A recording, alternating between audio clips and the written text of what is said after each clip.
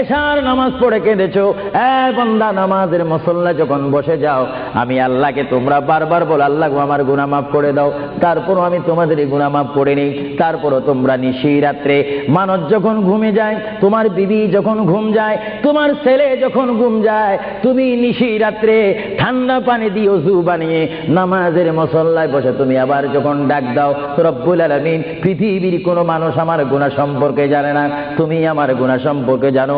আমি এমন গুনাহ করেছি আমার বিবি জানে না, বিবি গুনাহ করেছে আমি জানি না। আল্লাহ তুমি সব কিচ্ছু জানো, হে আমার প্রভু তুমি আমাকে মাফ করে দাও।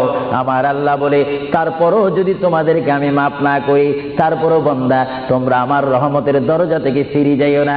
আমি তোমাদেরকে হুকুম দিচ্ছি, ওয়ালাউ আন্নাহুম ইয যালামু আনফুসাহুম জাউকা, বান্দারে যদি গুনাহ করে ফেলো আমার রহমত থেকে মুখ ফিরে তুমি চলে যাইও না।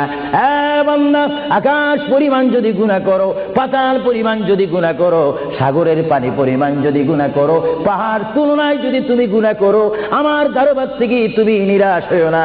বান্দা, আমি তোমাকে একটি রাস্তা পাঠাই দিচ্ছি, একটি পথ তোমাকে আমি দেখাই দিচ্ছি।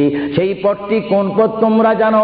ওয়ালাউ আন্নাহুম ইয যালামু আনফুসাহুম জাউকা, বান্দারে যখন তোমরা বরবাদ হয়ে যাবে, তখন তোমাদেরকে একটা পথ আমি তোমাদেরকে দেখাই দিলাম। সেই পথটির নাম হচ্ছে আমার রাসূলের মদিনা। জুড়ে বলেন সুবহানাল্লাহ। বান্দা, আমার নবীর দরবার গিয়ে কেঁদে কেঁদে তোমরা বলো, ইয়া রাসূলুল্লাহ, ইয়া হাবিবাল্লাহ, আয়া আকা ইয়া রাসূলুল্লাহ। আল্লাহ কোরআনে বলেছে, ওয়ালাউ আন্নাহুম ইয যালামু আনফুসাহুম জাউকা ফাস্তাগফিরুল্লাহ ওয়াস্তাগফার লাহুমুর রাসূল। আল্লাহ বলেছে, হে বান্দা, তোমরা ডানে না গিয়ে, বামে না গিয়ে, পিছে না গিয়ে তোমরা সরাসরি আমার নবীর কদমে চলে যাও। আমার নবীর কদমে গিয়ে আমি আল্লাহর দরবারে তোমরা তওবা করো।